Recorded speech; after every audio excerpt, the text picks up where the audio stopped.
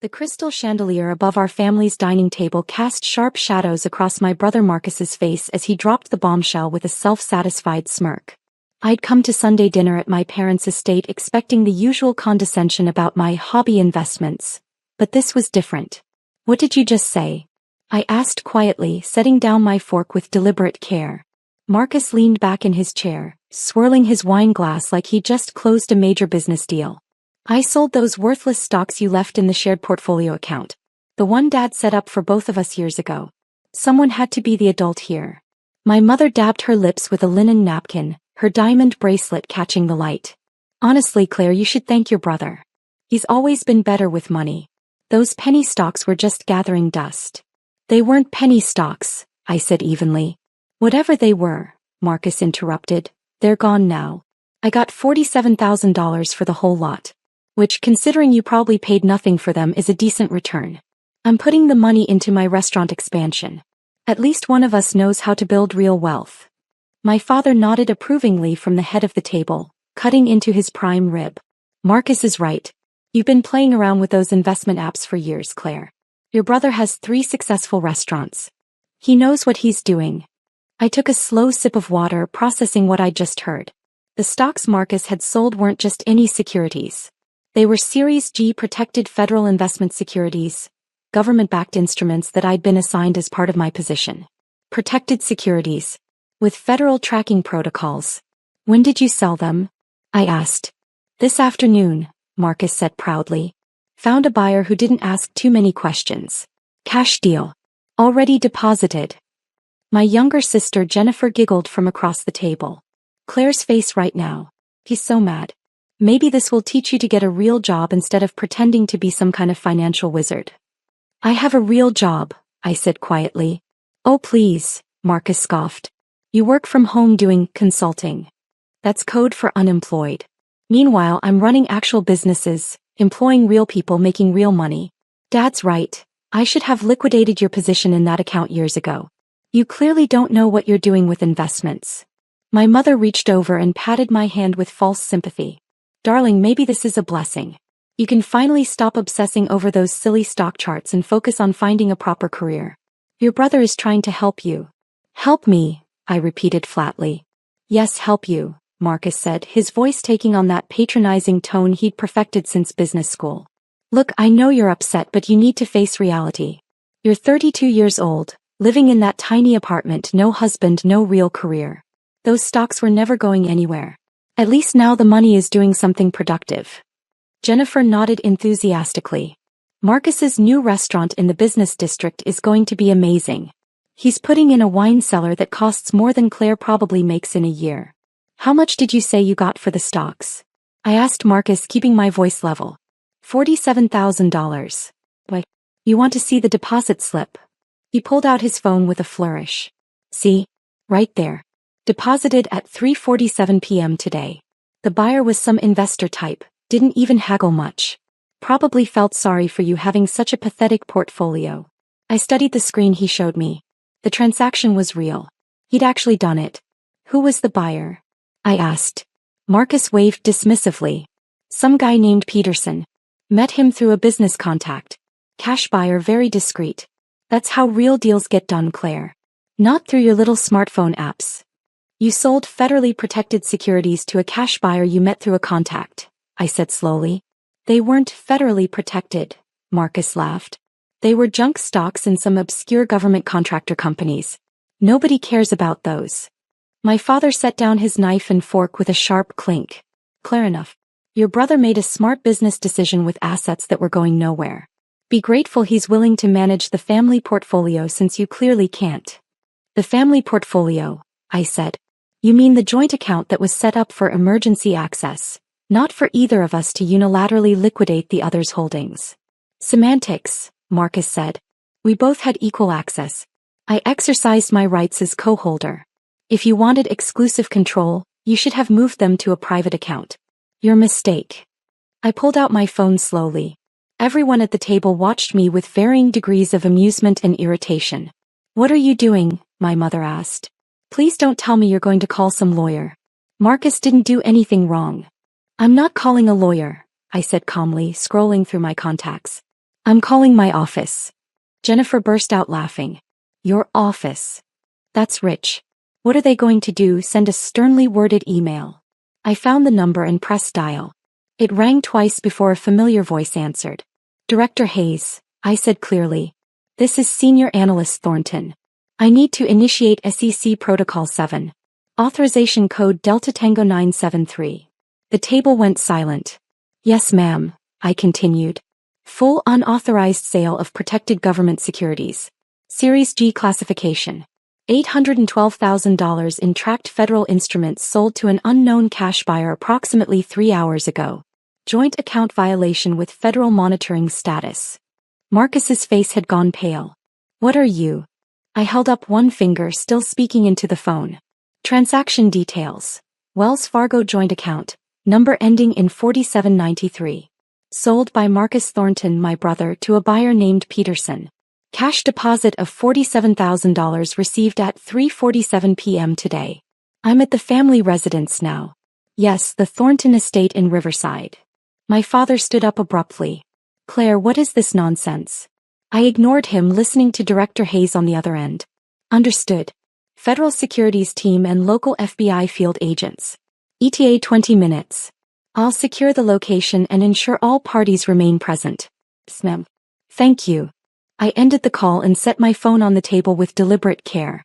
What did you just do? Marcus demanded, his earlier confidence evaporating. I reported the unauthorized sale of federally protected securities, I said calmly. Something I'm legally required to do within 4 hours of discovery. Federally protected? My mother gasped. Claire, stop being dramatic. They're just stocks. They're Series G protected federal investment securities, I explained, my voice steady. Issued through the Department of Treasury's Strategic Asset Program. I hold them as part of my position as Senior Financial Intelligence Analyst with the Securities and Exchange Commission. They're tracked, monitored, and protected under federal law. Selling them without proper authorization is a felony. The color drained from Marcus's face completely. You work for the SEC?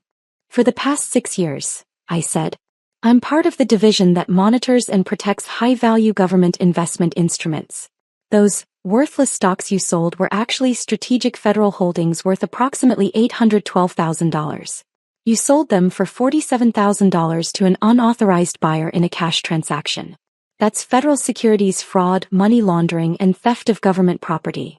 Jennifer's mouth hung open. But you work from home. You're always just on your laptop. I work from home because I analyze classified financial data, I said. I can't discuss the details of my work. That's why I've never talked about it at family dinners. My father sank back into his chair, his face ashen. Claire, surely there's been some mistake. Marcus didn't know. Didn't know that selling someone else's securities without permission is illegal? I interrupted gently. Dad, ignorance doesn't excuse federal crimes. Especially not when those securities are flagged in government databases. Marcus grabbed his phone with shaking hands. I'll call Peterson. I'll get them back. I'll reverse the transaction. It's too late for that, I said. The moment you completed that sale, federal tracking protocols were triggered. The SEC's automated monitoring system flagged the transaction within minutes. I would have been notified by my office within the hour even if I hadn't been here. The only question now is whether Peterson was a knowing participant in securities fraud or an unwitting buyer of stolen federal property. This is insane, Marcus said, his voice rising. They're stocks. I sold stocks. That's not illegal. Selling your own stocks isn't illegal, I agreed. Selling someone else's federally protected securities without authorization absolutely is. Especially in a cash transaction designed to avoid normal banking oversight. That adds money laundering charges. My mother's hands trembled as she reached for her wine glass. Claire, please. Marcus made a mistake. Can't you just fix this? Call them back. I can't fix a federal crime, Mom, I said quietly. Once Protocol 7 is initiated, it's out of my hands. The federal securities team has jurisdiction now. They'll need to interview everyone, secure all financial records, and trace the entire transaction chain. Everyone? Jennifer asked, her voice small. Everyone involved or who has knowledge of the transaction, I confirmed. That includes all of you since Marcus announced it at dinner. My father's lawyer instinct seemed to kick in. He'd been a corporate attorney before retirement. Claire, think about what you're doing. This is your family. Surely there's some way to handle this internally. Dad, I spent 6 years building my career on financial integrity, I said. If I failed to report this, I'd lose my security clearance, my job, and face criminal charges myself for covering up federal crimes.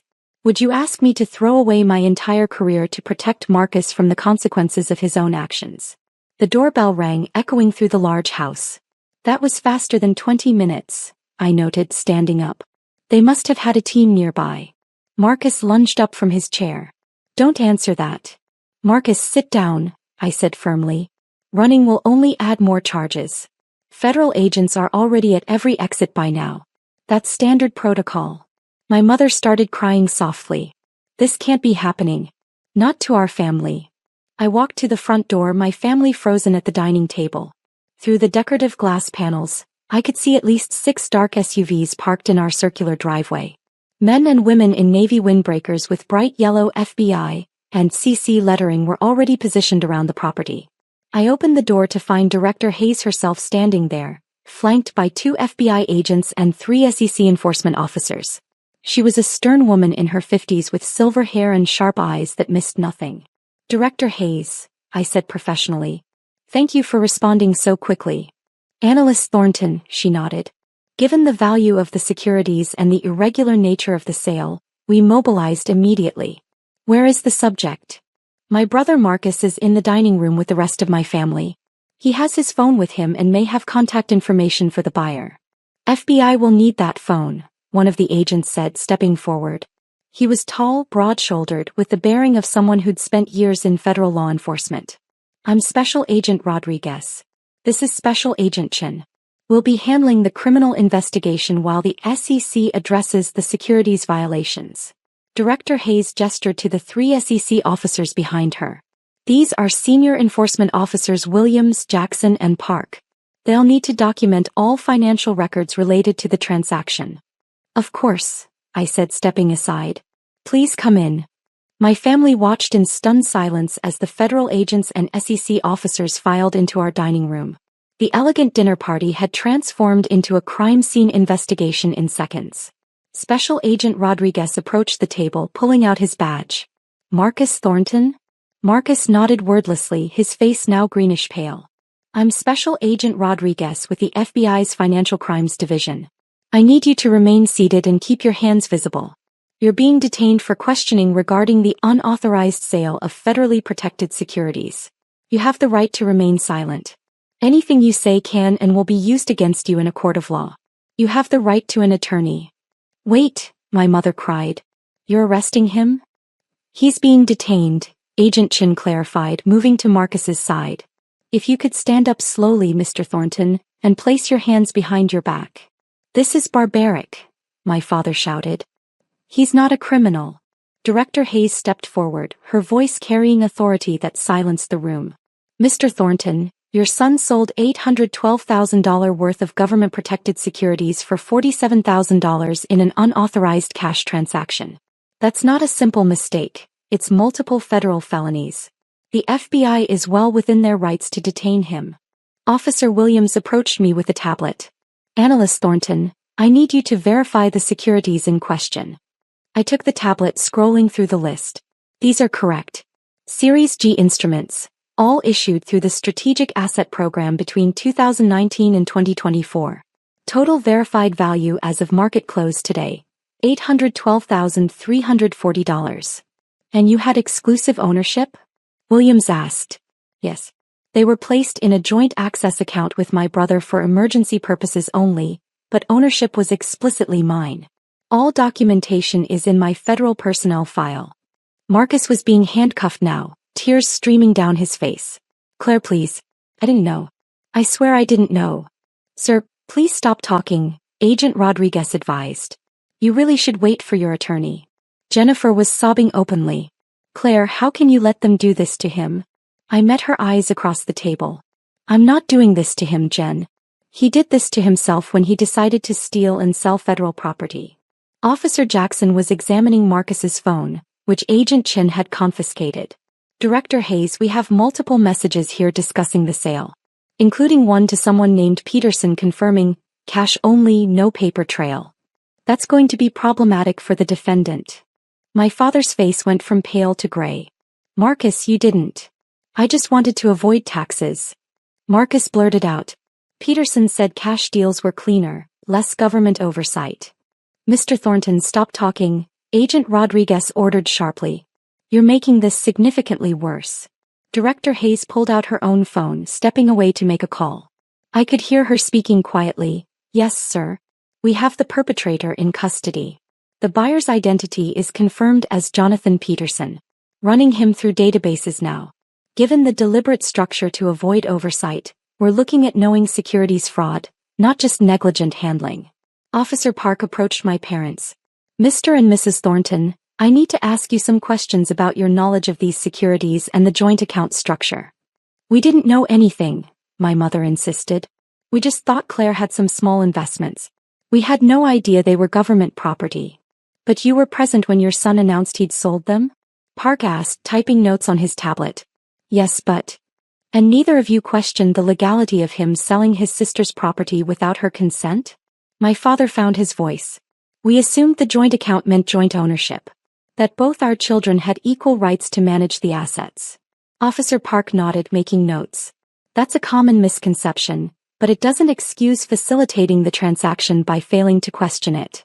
We're not facilitating anything, my father protested. Agent Chin returned from the foyer.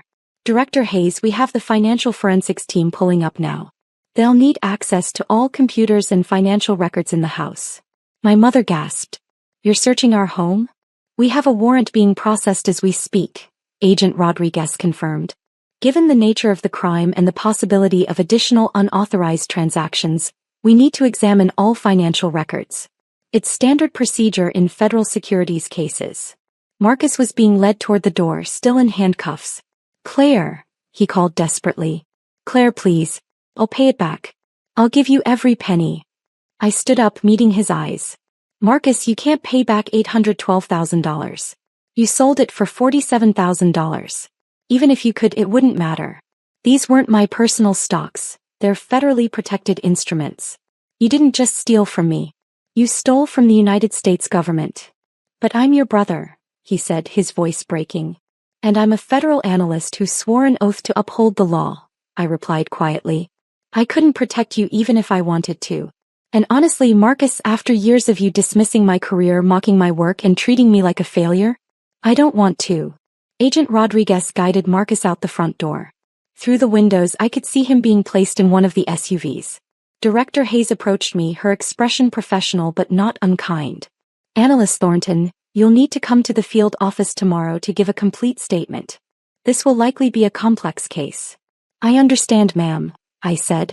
I should tell you, she continued, lowering her voice slightly, that your handling of this situation was textbook perfect. You reported immediately, you didn't interfere with the suspect, and you secured the scene. Your performance review is going to reflect this very positively. Thank you, Director. She glanced at my stunned family. I know this isn't easy. Federal cases involving family members never are. My family made it easy, I said quietly. They've spent years telling me my work was worthless. Maybe now they'll understand what I actually do. Officer Williams approached with more questions about the account structure, the securities origin, and my security clearance level. I answered everything professionally, providing documentation from my phone when needed. 3 more vehicles arrived, the financial forensics team. They were methodical and thorough, requesting access to my father's home office, my mother's computer, and any shared financial documents. My parents complied numbly, still in shock. Jennifer huddled in a corner, crying and texting frantically. Officer Park quietly confiscated her phone as well. I'm sorry, miss, but if you've communicated about this transaction with your brother, those messages are evidence. I just texted him that Claire was being uptight about the stocks. Jennifer protested. That's not evidence of anything. It establishes knowledge and coordination, Park explained. We'll need to examine the full conversation history. My father finally collapsed back into his chair at the head of the table, his expensive dinner congealing on fine china plates. Claire, what's going to happen to your brother? I sat down across from him, my own dinner untouched. That depends on several factors. The value of the securities means it's definitely a felony charge. The structured cash transaction adds money laundering implications. If Peterson knew they were protected securities, they'll both face conspiracy charges. Marcus is looking at probably 5 to 10 years in federal prison, plus massive fines. My mother made a choking sound. Prison. Federal prison. Mom, he stole almost $1 million in government property and tried to hide the transaction, I said gently. Did you think there wouldn't be serious consequences? But he's successful, she said weakly. He has restaurants. He's respected in the community. That might actually make it worse, I said. The prosecution will argue that a successful businessman should have known better. It shows knowing intent rather than desperate circumstances. Officer Jackson approached the table. Director Hayes, we've located Peterson. Local FBI is bringing him in now. Preliminary investigation shows he's a known buyer of questionable securities. He's been on our watch list for 18 months. Director Hayes's expression hardened. So this wasn't an innocent transaction. He knew exactly what he was buying. Appears that way, ma'am. Which means Mr. Marcus Thornton either knew or should have known he was dealing with someone who specializes in illegal securities transactions. My father put his head in his hands. How did this happen? How did we not know what you do, Claire? You never asked, I said simply. Every Sunday dinner for 6 years, you asked Marcus about his restaurants, Jennifer about her social media following, but you never once asked me about my actual work. You assumed because I work from home and don't talk about it that it must be insignificant. You could have told us, Jennifer said accusingly. I'm not allowed to discuss classified work, I replied. My security clearance requires discretion. But I tried to tell you I had a serious career. You just never believed me. Officer Williams returned from the home office with several boxes of financial documents. Director Hayes, we're finding some interesting additional transactions. Mr. Marcus Thornton has made several large cash deposits over the past 6 months. Amounts just under the federal reporting threshold. Structuring, Agent Chin said grimly. That's another federal crime. My mother looked like she might faint. How many crimes are there? At this point, I calculated mentally. Securities fraud, theft of government property, money laundering, structuring financial transactions to avoid reporting requirements, and possibly conspiracy if Peterson's history is established. Each carries different sentencing guidelines. Claire, please, my father said, his voice barely a whisper. Isn't there anything you can do? I looked at the man who'd spent my entire adult life dismissing my achievements, favoring my brother's flashy success over my quiet competence. Dad, I've done what I'm legally required to do. Everything else is up to the federal prosecutors now. Director Hayes's phone rang. She answered, listened briefly, then approached our table. Mr. and Mrs. Thornton, the warrant has been approved. The forensics team will need approximately 4 hours to complete their search. You're free to remain in the home, but you cannot interfere with the investigation. For hours, my mother whispered. Federal Securities investigations are thorough, I explained. They need to ensure there are no additional compromised assets or transactions. Officer Park finished his interview notes. Mrs. Thornton, one more question. Did you or your husband receive any benefit from your son's sale of these securities? My mother shook her head. No, nothing. We didn't even know about the sale until tonight at dinner. And yet you immediately defended his actions and dismissed your daughter's concerns, Park noted. That could be interpreted as enabling the crime. We weren't enabling anything, my father protested. We were just supporting our son. By telling him he was right to sell property that didn't belong to him, I said quietly. That's enabling, Dad. Jennifer's phone buzzed. Someone had returned it after downloading its contents. She stared at the screen, then looked up at me with wide eyes. Claire, Marcus is texting from the FBI office. He's saying his lawyer told him he's looking at 15 years minimum because of Peterson's history. That sounds about right, I confirmed. Conspiracy charges with a known criminal actor increase the sentencing guidelines significantly. 15 years, my mother repeated numbly. He'll be 50 years old when he gets out. If he gets out in 15 years, Officer Jackson corrected. Federal sentences don't have parole like state crimes. He'll serve at least 85% of whatever sentence he receives. The forensics team was moving through the house now, their equipment cases and evidence bags visible through the doorway. The elegant Thornton estate, where we'd had hundreds of family dinners over the years, had become the scene of a federal investigation. Director Hayes approached me one more time before leaving. Analyst Thornton, take tomorrow off. Come in Thursday morning for your statement. Given the circumstances, we're also assigning you a counselor to help process the family implications. That's not necessary, ma'am, I said. It's not optional, she replied firmly but not unkindly. You did everything right, but investigating family members takes a psychological toll. The Bureau requires it. After she left, I sat alone at the dining table while the forensics team worked and my family huddled in the living room. My phone buzzed with a call from an unknown number. I answered carefully. Claire Thornton, a male voice asked. Speaking. This is Jonathan Peterson.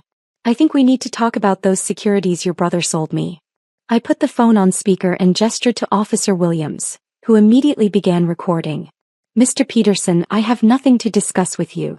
You should speak with your attorney. I'm willing to return the securities, he said quickly. Full return, no questions asked. I didn't know they were government property. Mr. Peterson, this conversation is being recorded, and the FBI already has you in custody, I said calmly. Anything you say is evidence. There was a long pause, then the line went dead. Officer Williams smiled grimly. He'll be adding attempted witness tampering to his charges now. That was incredibly stupid of him. People do stupid things when they're desperate, I observed. Speaking from experience? Williams asked. Speaking from 6 years of watching financial criminals make predictable mistakes, I replied. As the evening stretched into night, the forensics team completed their work. They'd found evidence of 3 other questionable transactions Marcus had made over the past year, not involving my securities, but still potentially problematic for his restaurant's financial status. Agent Chin approached my parents with a final warning. Mr. and Mrs. Thornton, we're going to need you to be available for additional questioning. Don't leave the state without notifying us. Are we under investigation too? My father asked hoarsely. Not currently, Chin replied. But depending on what we find in your son's financial records, that could change. If any family money was used to facilitate his transactions or if there's evidence of structured gifting to avoid taxes, we'll need to expand the investigation. After the federal agents finally left, taking boxes of evidence and leaving behind business cards and case numbers, my family sat in stunned silence in their ransacked home office. I stood up, collecting my coat and bag. You're leaving? My mother asked incredulously. After everything that just happened? Yes, I said simply. I have work tomorrow. Despite what you've always thought, I have a very demanding career. Claire, wait, my father said, his voice cracking. We need to talk about this. About what we're going to do. There's nothing to do, I replied. Marcus committed federal crimes. The law will take its course. You should hire him the best criminal defense attorney you can afford, though I doubt it will help much given the evidence. But you could talk to them, Jennifer pleaded. Tell them it was a misunderstanding. I looked at my younger sister who'd spent years mocking my career on social media, posting about her boring sister who plays with stocks. Jen, it wasn't a misunderstanding. Marcus deliberately sold protected federal securities in a structured cash transaction to a known criminal securities buyer. Even if I wanted to help, which I don't, I couldn't. The evidence is overwhelming. So that's it, my mother asked. You're just going to let your brother go to prison? I'm not letting him do anything, I said quietly. He made his choices. He spent years belittling my career, dismissing my work, and treating me like a family disappointment. Tonight, when he needed to understand that my work was real and important, he learned the hardest way possible. I walked toward the door, then paused. For what it's worth, I did try to tell you, all of you. I tried to explain that my work mattered, that I had responsibilities, that I was building something meaningful. But you were so convinced that visible success was the only success that mattered. Marcus's restaurants, Jennifer's Instagram followers, Dad's retired partner status. You never looked beneath the surface to see what I actually did. We didn't know, my father said weakly. You didn't ask, I corrected. There's a difference.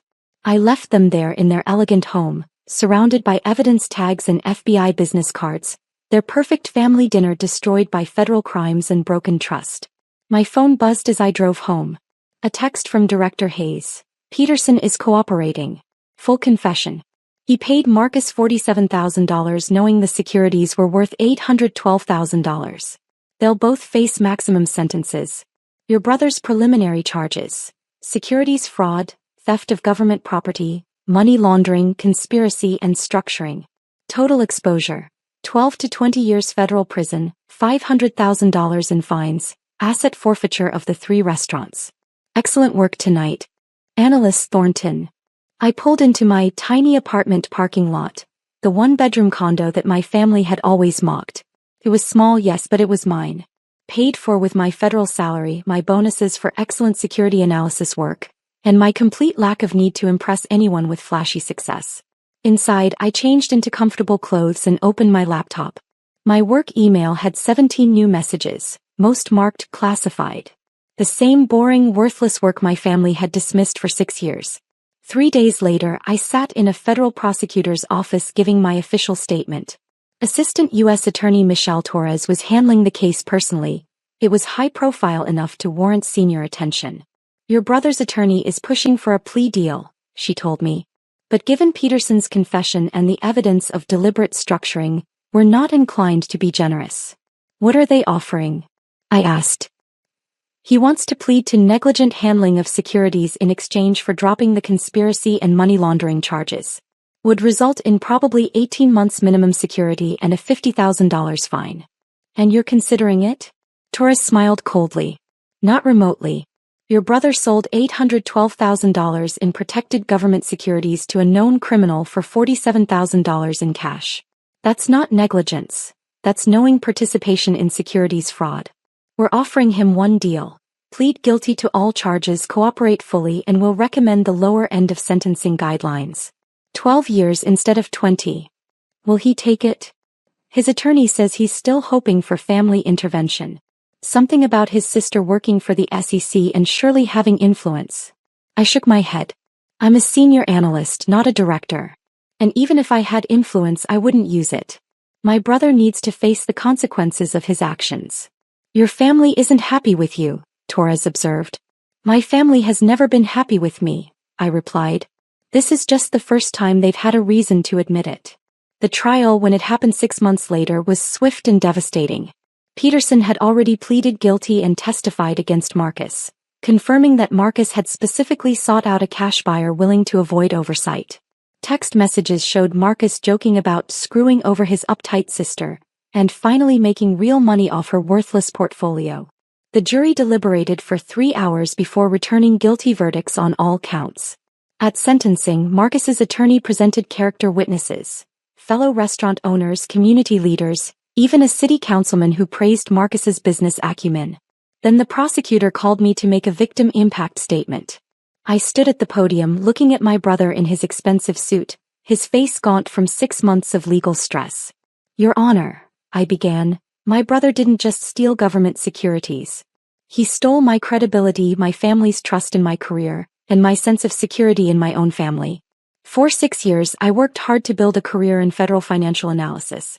It's demanding, often classified work that I couldn't discuss at family dinners. Instead of respecting my privacy and trusting that I knew what I was doing, my family dismissed me as a failure. When Marcus sold those securities, he did it believing I was too powerless and too incompetent to stop him. He was wrong. The government takes securities fraud very seriously, as he's now learning.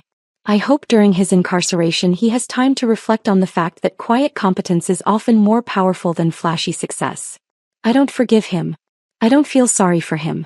He made his choices and now he's facing the consequences. That's how the law works, regardless of family connections. The judge sentenced Marcus to 14 years in federal prison, $450,000 in fines, and forfeiture of all 3 restaurants to cover the financial damages. Peterson received 12 years for his cooperation. My parents had to sell their estate to help cover Marcus's fines and legal fees. Jennifer's social media following tanked when the story went viral. Influencer's brother convicted in federal securities fraud wasn't the kind of attention she wanted. I got promoted 6 months after the trial. Senior analyst to supervisory analyst with a team of my own and higher security clearance. My work on the case, my immediate reporting, my cooperation with investigators, my professional handling of a difficult family situation, became a training example at the SEC Academy. At my promotion dinner, Director Hayes raised a glass to Analyst Thornton, who proved that integrity matters more than family politics. I thought about Marcus in federal prison, my parents in their downsized condo, Jennifer's abandoned influencer dreams. I thought about all those Sunday dinners where they dismissed my career, mocked my work, and treated me like the family failure. To doing the right thing, I said quietly, even when it costs everything. My phone buzzed with a message from an unknown number. Against my better judgment, I checked it. It was from Marcus, using someone's contraband phone in federal prison. I hope you're happy. You destroyed our family. I deleted it without responding. I hadn't destroyed our family. I'd simply revealed what it had always been. A hierarchy of visible success that valued appearance over substance, flash over competence, and loyalty over legality. They taught me I was worthless. I taught them that even worthless people can have $812,000 in protected federal securities. The lesson had cost them everything. But it had cost me nothing I actually valued.